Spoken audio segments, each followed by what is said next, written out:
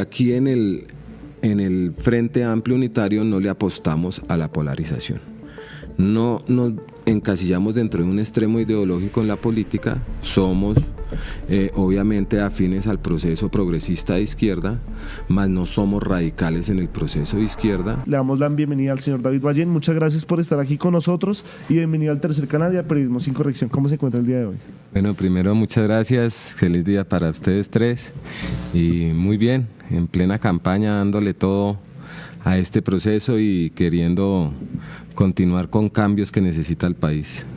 Bueno, señor David, usted es ex concejal, sé que también estaba en el partido de la U, no sé si ahorita está con la Fuerza por la Vida, también nos gustaría que nos aclare eso, pero quisiera que le contara un poco más a la gente cómo usted llega a ese Frente Amplio Unitario y cuál es esa visión de país que usted tiene previo a ese 8 de marzo, donde la gente pues va a votar por las legislativas y las consultas presidenciales.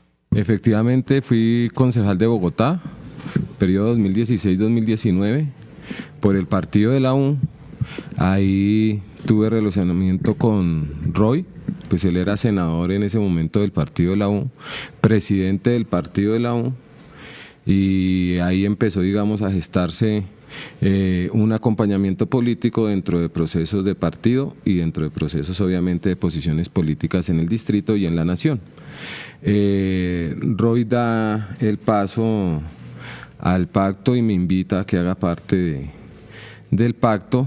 Yo le agradezco, le digo que en ese momento considero que no es viable que yo esté ahí en el pacto, porque en ese momento el pacto se estaba formando y al formarse, digamos que hay unas fuerzas de izquierda fuertes que rechazaban la llegada de personas como yo que representaban no la izquierda, sino posiciones un poco más progresistas dentro de partidos tradicionales, y le dije que de pronto no era el momento hasta que el partido empezara a madurar en cuanto a su ideología política, y que aún así pues iba a acompañar el proceso pero no siendo candidato. Luego él hace la escisión con el ADA, crea el partido La Fuerza de la Paz, que ahora se llama La Fuerza, y me hace la invitación a que en esta oportunidad lo acompañe en el proceso dentro de la lista al Senado. Y lo pienso y digo, sí, es el momento, porque veo yo esa lista del Frente Amplio Unitario como una lista alternativa a ese proceso de cambio, a ese proceso que hoy queremos que continúe en el país, pero sin los radicalismos de pronto en el que a veces se cae en el pacto actualmente. Señor Ballén, yo creo que no podemos iniciar esta entrevista sin preguntarle por todo lo que está pasando con la consulta. ¿Cómo ve usted el panorama para este 8 de marzo con esta consulta del Frente por la Vida, sobre lo que podría pasar con la llegada o no de Iván Cepeda y pues en la reciente noticia de que podría llegar Diana Osorio, esposa de Daniel Quintero? Sí, pues a esto yo no sé por qué algunas instituciones de la democracia insisten en poner trabas siempre cuando se quiere hacer un ejercicio democrático. O sea, las instituciones están para garantizar precisamente los derechos de la democracia y no para restringirlos. Creo que desde que se inició estas consultas del 26 de octubre del pacto, empezó a haber una serie de posiciones un poco más políticas que jurídicas del Consejo Nacional Electoral, que empezaron a dificultar que se llevara a cabo esa consulta. Tuvo que acudir la doctora Corcho y el doctor Gustavo Bolívar a una tutela para que pudieran recibir los avales, cuando simplemente está la norma constitucional y el Consejo Nacional Electoral y la Registraduría son operadores de la ley y deberían haberlo hecho. Entonces, desde el inicio de esas consultas, creo que hay un temor de la institucionalidad que le tiene miedo a estos procesos de cambio, y le tenía miedo, y cuando se dan los resultados creo que están justificados esos miedos, cuando esa consulta obtiene una votación que absolutamente nadie esperaba. Y ahorita pasa lo mismo.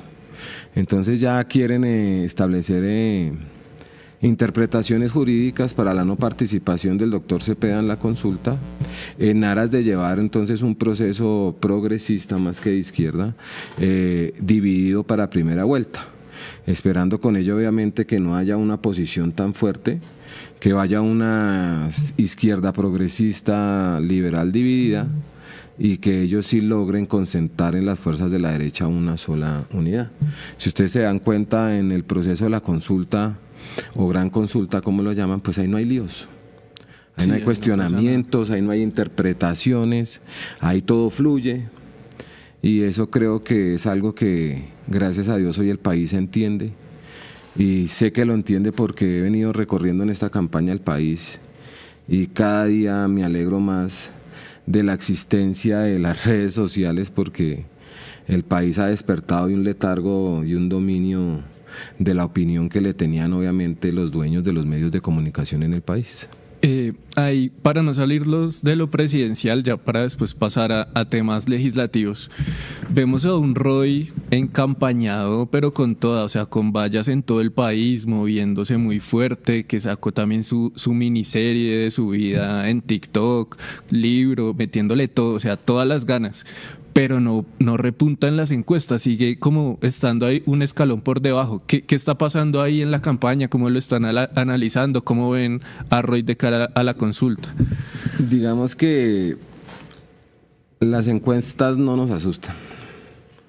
Ha sido demostrado cada 2 años, cada vez que hay elecciones, sean regionales o nacionales, que las encuestas simplemente se volvieron un medio de manipulación de la conciencia colectiva, al punto tal que los partidos políticos, oposición y progresismo, se pusieron de acuerdo para sacar una ley de encuestas porque reconocían esa vulnerabilidad que tenía el sistema.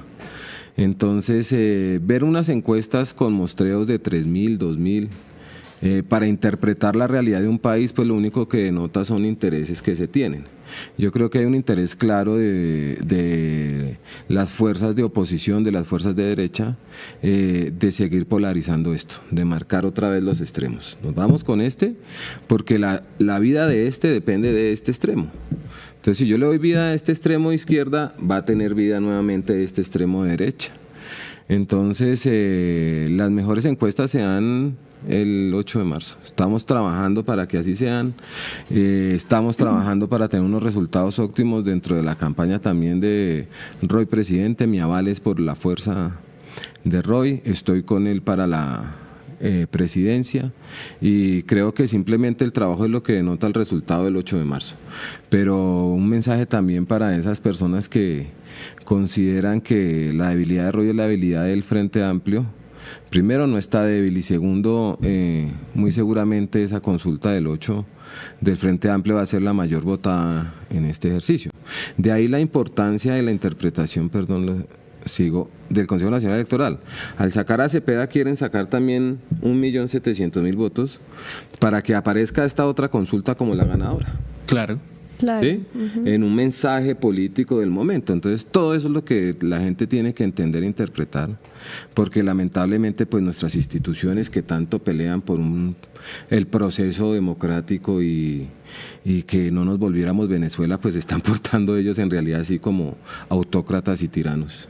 Pero es que ese Consejo Nacional Electoral es una desfachatez, y yo creo que sí es una lectura que, o sea, cada vez que quiere hacer algo la izquierda, se le meten y le ponen la rueda en el palo. O sea, realmente esto no pasa con la derecha, no pasa con el centro, sino solo pasa cuando la izquierda quiere hacer eso. Creo que Sí, no, es solo como para complementar un poquito ahí la pregunta. Bueno, es probable que si Iván Cepeda va a la consulta finalmente, Roy Barreras pueda ser el segundo en esa votación, sin adelantarnos. ¿Se ha hablado algo de qué pasaría después? Por ejemplo, un Roy Barreras como fórmula vicepresidencial de Iván Cepeda. ¿Han pensado cuál va a ser ese después de la consulta o todavía están como muy a la expectativa?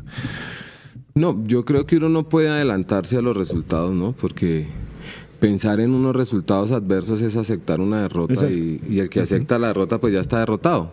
O sea, En usted está pensando en Roy presidente. punto. En este momento nuestra visión es Roy presidente ganando la consulta del 8 de marzo.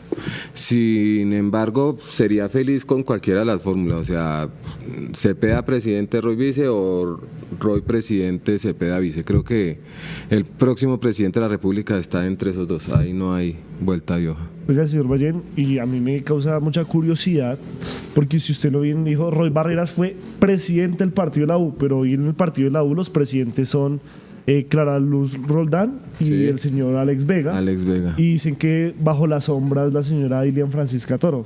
Pero hemos visto al señor Antonio Correa que dice que es más petrista que el mismo Petro. O sea, hay diferentes como ramas ahí. ¿Usted ha tenido conversaciones con el partido de la U? ¿Cómo se van a mover para estas elecciones? ¿Cuál es la perspectiva de ese partido frente a las presidenciales y a las legislativas? El partido de la U tiene un fenómeno y es que es un partido no nacional sino regional. Se alimenta, y tú lo decías, de cacicazgos regionales. Tienen caciques fuertes en el Valle del Cauca, en la costa, en la Guajira, y la suma de esas fuerzas regionales hacen que exista un umbral para tener unas curules. De ahí también la diversidad de pensamientos e ideas que tienen sus diferentes senadores, porque al no existir una figura tan fuerte que lidere el proceso, pues obviamente las ideas no se imponen de manera tan fácil. Yo creo que el partido de la U va a terminar en su mayoría apoyando el proceso del Frente Amplio por el lado de Roy. Pues para nadie es un secreto que Roy fue afín al partido, perteneció al partido. Con las diferencias que se tienen en el partido también ha sido en estos 3 años, casi 4 ya, importante para sacar adelante algunas reformas que presentó el gobierno, a excepción tal vez de la salud, y creo que para nadie es un secreto por intereses personales de algunos líderes del propio partido, pues que no les interesa el tema. Pero yo veo más cerca a la U a este proceso que al proceso de derecha. Y también porque pues el liderazgo en la derecha está siendo un poco excluyente, y entonces dicen los que apoyaron en algo a Petro entonces se salen de acá, no caben acá. Entonces lo que están haciendo con eso simplemente es mandando a la gente a un sitio mucho menos radical del que plantean. Yo sí quisiera saber, y creo que es una pregunta que también puede tener la audiencia, y es ¿con qué banderas va a llegar el Frente Amplio Unitario al Congreso? ¿Cuáles son como esos pilares o esos puntos clave que incluso los pueden diferenciar un poco del pacto histórico, o que los van a marcar, digamos, que el rumbo del Frente Amplio Unitario? La primera gran diferencia entre el pacto y el Frente es que no creemos en listas cerradas. El político cada vez hace más ejercicios para tener menos responsabilidades y convencer a la gente que lo está haciendo por el bien de la gente. La lista cerrada es un ejemplo de ello. Anteriormente, con las listas abiertas, el político por lo menos tenía que llegar a los pueblos, al territorio, a pedir el voto y a mirar a la gente a la cara y decirle: oiga, ayúdeme, apóyeme. Con la lista cerrada le quitaron hasta esa obligación del político. Hoy en día, para usted tener una curul en el Senado no tiene que representar a nadie. Tiene que irse o a una finca a pedir el aval, o tiene que irse al gobierno a que le den el aval. Entonces esas listas cerradas lo único que hicieron fue terminar de acabar la representación real, y ya son 2 mesías los que escogen quiénes van a ser senadores. Eso ha llevado a una crisis para mí de la democracia, porque cuando yo no represento el pueblo sino unos intereses de un poderoso que me dio el aval, pues represento a ese poderoso. Y sobre todo vuelvo otra vez la política absolutamente odiosa, porque si yo no soy consciente de quiénes votaron por mí, sino fue una masa, pues tampoco soy consciente de a quién debo ayudar o a quién le debo agradecer. Entonces la primera gran diferencia entre el pacto y el Frente Amplio es eso: creemos en la democracia directa, real. La lista cerrada sería válida si hubiera una estructura y una fortaleza real de los partidos políticos, pero mire usted cómo el pacto, aún sin formarse, aún sin tener la personería jurídica, ya hablaban de unidad, sin un tema de autoridades preestablecidas, sin tener procesos democráticos internos. Y eso llevó a lo que hoy tenemos una lista al Senado en el pacto donde hay cuestionamientos de ciertos liderazgos que el mismo progresismo y la misma izquierda no consideran que los representa, y por eso esta lista se vuelve una oportunidad para que esas personas que creemos en el cambio y que queremos que continúen las cosas, demos la oportunidad de verdad de elegir de manera directa a nuestros líderes en el Senado. La segunda diferencia es que aquí en el Frente Amplio Unitario no le apostamos a la polarización. No nos encasillamos dentro de un extremo ideológico en la política, somos obviamente afines al proceso progresista de izquierda, mas no somos radicales en el proceso de izquierda, y eso nos lleva, consideramos nosotros, a tener una mejor posición dentro del legislativo para apoyar los cambios que propone el Ejecutivo. Yo creo que una de las grandes derrotas que tuvo el presidente en este periodo, en estos 3 años y medio, también fue consecuencia de la curva de aprendizaje que tuvieron sus senadores y sus representantes. Muchos de ellos no tenían experiencia legislativa, muchos de ellos no tenían ni siquiera una experiencia en un debate de control político, y llegaron fue de una vez a conflictuar, a chocar, a mirar en el contrario un enemigo, y la primera línea, que utilizar un término en boga, la primera línea de un presidente no es su ministro del Interior, son sus senadores. El senador tiene que ser la primera base para llegar a conciliar entre diferentes, para poder armar consensos dentro del legislativo. Y aquí lo que teníamos eran legisladores que simplemente llegaron a tomar una posición radical, a veces mucho más radical que el mismo señor presidente, y eso llevó a lo que tenemos hoy en día, un Senado que celebra derrotas y victorias, no pensando en el país, sino en dos extremos políticos. Y en ese sentido, David Valle, ¿qué va a llegar a proponer al Congreso? ¿Cuál es la agenda? ¿Cuáles son los temas que usted cree que hay que llegar a posicionar? El primero que quiero llegar a hacer, que es un poco denso, digamos, porque es muy administrativo, es lograr una descentralización real. Digamos que a partir de la Constitución del 91 se dio una descentralización que llegó hasta el nivel de los municipios. Ese, digamos, que es el elemento esencial de la descentralización. Pero es una descentralización que no existe. En el territorio sigue dependiendo mucho del ejercicio del centralismo. Entonces ustedes ven cómo alcaldes municipales, cómo gobernadores tienen que venir a hacer una gestión siempre aquí a Bogotá para que les avalen sus proyectos. Entonces hay el alcalde de un municipio nivel 4, 5, 6, que no tiene presupuesto suficiente, pues tiene que coger su propio sueldo, arrancarse aquí para Bogotá y entender unas normas que son de Bogotá, no de ellos. Llene este formulario, que le hagan este sustento jurídico. Entonces, eso ha llevado a que simplemente esa asignación de recursos a proyectos se politice.